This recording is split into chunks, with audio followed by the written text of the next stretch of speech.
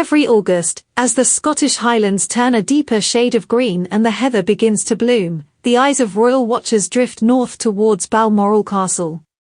Yet this year, whispers among holidaymakers revealed a sight few expected: Princess Catherine, dressed in a crisp navy trench over a soft cream knit, boarding a modest commercial flight alongside her children for the journey to the Queen's beloved summer retreat.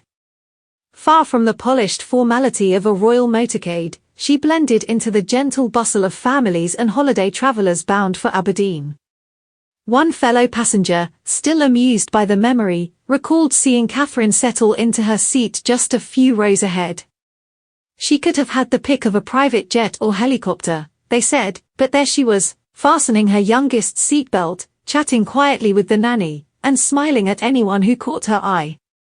It was all very normal, except, of course, for the fact she's the future queen. Midway through the flight, Catherine rose to fetch an iPad for her daughter, exchanging a quick laugh with her eldest son who was leaning over the armrest to speak to her.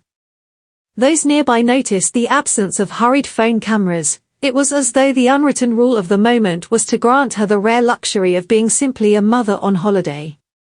The decision to travel this way, some suggest, speaks volumes about the values she and Prince William are quietly instilling in their family. Balmoral is no ordinary summer home. For William, it is a landscape stitched into the tapestry of his life, the place of childhood freedom, the setting of treasured summers with his parents, and the backdrop to the day he learned of his mother's passing.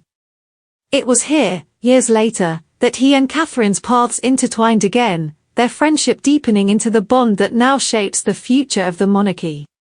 Royal commentators note that the family's summer pilgrimage is as much about tradition as it is about escape. When they go to Balmoral, one insider explained, they leave London's constitutional weight behind. It's not unlike their stays in Norfolk. The pace slows, the formality fades, and you can almost forget the machinery of monarchy exists. In the privacy of the estate's 50,000 acres, days might be spent walking over sun-dappled moorland, cycling along narrow lanes flanked by ancient pines, or gathering in the drawing room for tea as the Highland mist curls against the windows. This year's visit carries an added undertone. Just months after publicly confirming her remission from cancer, Catherine has spoken openly about finding solace in the natural world. Her recent video series, filmed in quiet woodlands and along wild shores, reflects the same Highland rhythms she is expected to embrace here: brisk walks across dew-heavy grass, swims in the cold clarity of river pools, and long moments of stillness where only the wind and curlew calls fill the air. Those close to her say she finds in Balmoral the same healing power of nature she urged others to rediscover.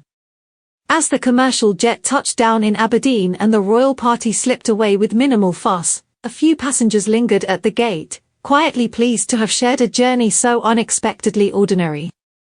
For them, the story of the summer might not be about the grandeur of Balmoral's turrets against the Highland sky, but about the image of a princess, future queen, shouldering her own hand luggage, smiling as she shepherded her children towards the open road north, into a landscape where the monarchy has always gone to breathe.